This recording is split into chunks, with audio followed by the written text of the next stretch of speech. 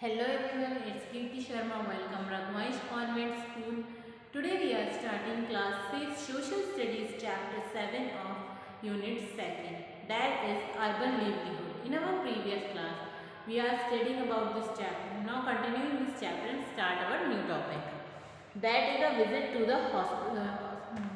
the office area. इससे पहले हमने देखा था कि जो दोनों फ्रेंड्स थी स्मिता और वृंदा, वो दोनों कहाँ गई थी? एक बहुत बड़ी मील फैक्ट्री में गई थी। वो वहाँ पर जो कि मिसेस नेगी की थी, उन्होंने वहाँ पर अपने देखा कि किस तरीके से वो काम करते हैं। अब वो क्या कहती हैं कि अब वो ऑफिस एरिया में घूमने जाती हैं। The next evening they went to see Vrinda's elder sisters office. अब वो अगली शाम को कहाँ? वृंदा की जो बहन जो कि ऑफिस में काम करती थी उसके ऑफिस को देखने गए थे। From where they has decide to visit a salon, और उन्होंने वहाँ से डिसाइड किया कि वो सलून में जाएंगे। अब वृंदा की जो सिस्टर थी त्रिशा, वो क्या है, एक एनजीओ के लिए वर्क नेम्ड प्रयास, उसके लिए काम करती थी। It was an organization run by trust which workers for the welfare of women and children living in the slums. और ये जो एनजीओ था, यानी ये क्या था, एक ऑर्गेनाइजेशन था, एक ग्रुप था जो कि किस लिए चलाया जाता था, ताकि बच्चों और औरतों के लिए उनका विकास किया जाए, उनको जो मतलब झुग्गी झोपड़ियों में रहते हैं उनको अच्छी शिक्षा और उनको कुछ पैसे के अरेंजमेंट हो सके। दे टूक अ बस टू रीच त्रिशास ऑफिस।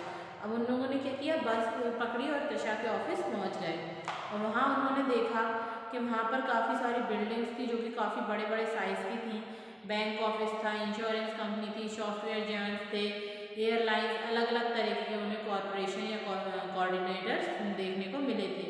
फिर उन्होंने कहा वहाँ एनजीओ में पहुँचती है। दे paid her a regular salary, और एनजीओ में क्या होता है, उनको रेगुलर बेस पे सैलरी मिलती थी क्योंकि वो वहाँ के परमानेंट एम्प्लॉय थे। She also got a variety of benefit such an provision fund. उसने वहाँ पे देखा कि कितनी अलग अलग वेराइटीज़ होती हैं, किस तरीके से लोगों को पीएफ यानी प्रोविडेंट फंड दिलाया जाता है, पेंशन की स्कीम होती है, कैसे लोगों को मेडिकल फैसिलिटीज़ मिलती हैं, हॉलीडे लीव्स वगैरह किस तरीके से उनको घर का रेंट चलाने के लिए सब उनको अलाउ किया जाता था।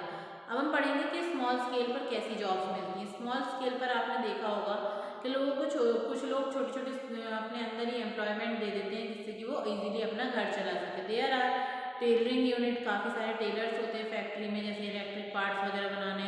तो हर तरह के लिए अलग अलग डिपार्टमेंट होता है जो कि छोटे मोटे वर्कर्स को रख लेता है। जैसे मेडिकल में एचआरए होते हैं, वो जनरली 7 से 8 घंटे काम करते हैं और हैवी वर्कलोड होता है उनके ऊपर, और इसी के साथ वो ओवर टाइम भी करते हैं और ओवर टाइम का उन्हें पेमेंट भी मिलता है। अब परमानेंट और टेम्पररी जॉब्स कौन कौन सी होती हैं? Sorry. Trisha and many other who work in a large company. Trisha जो थी वो तो बहुत बड़ी कंपनी में काम करती थी और उसके साथ और भी लोग काम करते थे। Banks, government, school etcetera have permanent job with a regular salary. जैसे बैंक्स होते हैं, गवर्नमेंट स्कूल्स होते हैं, इन सब में तो क्या होती है कि परमानेंट जॉब होती है, उसको आपको रेगुलर सैलरी उसकी मिलती है। They salary is not reduced if they fall ill or taken leave for a long duration. अगर वो लोग बीमार हो जाते हैं या कभी लंबी छुट्टी भी लेते हैं तो उनकी सैलरी नहीं कटती। In case they have earn leave, क्योंकि उनको लीव लेने का अधिकार होता है।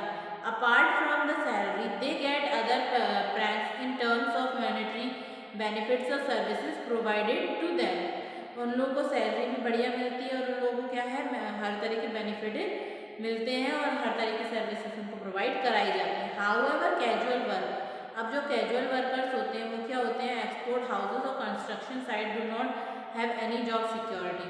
जो लोग भाई लेबर और प्राइवेट वर्क करते हैं उनकी जॉब की कोई सिक्योरिटी नहीं होती। They get job only when the employer need them, उनको जॉब कब मिलती है, जब उनके जो एम्प्लॉयर होते हैं उनको ज़रूरत होती है।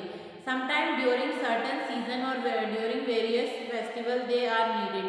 और क्या होता है, कभी कभी वो लोगों को जो एम्प्लॉयर्स होते हैं उनको जैसे कोई सीज़न है उसमें या कोई फेस्टिवल वगैरह है उसी में लेबर वगैरह की ज़रूरत पड़ती है। But when they are in less work, और उसके अलावा वो लोग क्या है, बिना काम के ही रहते हैं। They are asked to leave, they get wages on a daily basis, और वो लोग क्या है, उनको लीव नहीं मिलती और वो डेली बेसिस के हिसाब से 8 घंटे काम करते हैं और कभी कभी 8 घंटे से ज़्यादा भी उनसे काम लिया जाता है। They do not get any wages for the day that take leave, और जिस दिन अगर वो लीव ले लेते हैं किसी रीज़न की वजह से, तो उस दिन उन्हें कोई भी भत्ता या उनको सैलरी नहीं दी जाती, या फिर किसी भी कारण से वो उस दिन काम पर नहीं आ पाए तो उस दिन का उन्हें पेमेंट नहीं मिलेगा। Domestic help such as employer any time ayas housemates are paid on a monthly basis on their job also can be taken away by the employer anytime they wish. They are paid much salary and have no benefits such as provident fund or pension for their future. जैसे homemade जो होती है यानी जो घर में servants काम करती हैं, उनको भी मंथली बेसिस पे दिया जाता है, लेकिन उन्हें भी उनकी जॉब का कोई पूरा फिक्स नहीं होता या उन्हें उनके अनुसार काम और विश करने का टाइम नहीं होता। उनकी जो सैलरी होती है उसमें भी उन्हें कोई बेनिफिट नहीं होता और उनको ना ही कोई पेंशन मिलती है और ना ही उनके लिए कोई पीएफ की सुविधाएं होती हैं। और जो कंस्ट्रक्शन साइट पर जो 8-8, 10-10 घंटे काम कर रहे हैं, जिनको सिर्फ पर डे के हिसाब से 60 या 80 रुपये दिया जा रहा है, वो लोग भी एक्स्ट्रा पेमेंट या एक्स्ट्रा मेडिकल एक्सपेंसेस नहीं पा पाते और उनको क्या है, ना तो वो अपना सही से रेंट पे कर पाते क्योंकि उनके पास इतनी मनी ही नहीं होती कि वो फ्यूचर के लिए सेव कर सकें। If they do not work, अगर वो काम नहीं करेंगे, दे डू नॉट अर्न एनीथिंग, अगर वो काम नहीं करेंगे तो वह कुछ भी नहीं मिलेगा। Many of them can not afford permanent accommodation and have to sleep on payments and cook and live on the road. जैसे आपने देखा होगा कि बहुत से लोग तो किसी भी तरीके से पेमेंट वगैरह जो है वो नहीं पा पाते, इसी के कारण उनके पास ना तो घर होता है तो वो सड़कों पर सोते हैं और इधर उधर से कुछ भी सड़कों का खा लेते हैं। Their children are sent to school, और वो अपने बच्चों को भी स्कूल नहीं भेज पाते। अब माइग्रेशन क्या होता है? माइग्रेशन का मतलब होता है एक जगह से दूसरी जगह पलायन करना। जैसे गांव में क्या होता है कि इतनी बड़ी बड़ी जॉब्स नहीं होती और इतना ज़्यादा एम्प्लॉयमेंट भी नहीं होता, तो लोग क्या करते हैं, गांव से शहर की ओर आ जाते हैं, माइग्रेट कर जाते हैं। Movement of a large number of people from one place to another is migrate. एक से दूसरी जगह एक बहुत बड़े पैमाने पर लोगों का जाना या पलायन करना कहलाता है, माइग्रेशन कहलाता है। There is a large scale migration of people from rural to urban area every day. हर दिन गांव से यानी रूरल एरिया से अर्बन एरिया की ओर काफ़ी सारे लोग माइग्रेट करते हैं। फोर्स बाय डेब्ट और लोन, क्योंकि उन पर किसी पे लोन होता है, किसी का क्रॉप जो खेती खराब हो जाती है, कहीं बाढ़ भूकंप आ जाते हैं, तो उनके पास कुछ और बचता ही नहीं है इसके अलावा कि वो शहर में जाके कोई भी छोटा मोटा काम कर सकें। तो वो लोग क्या करते हैं, अपने गांव से शहर की ओर काम ढूंढने निकल आते हैं।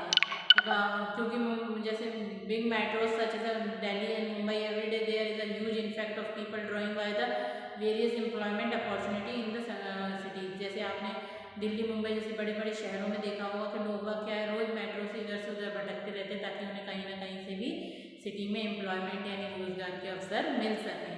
अब इसका अफेक्ट क्या पड़ता है? Migration of a rural people to urban area put heavy pressure on the resource of the city.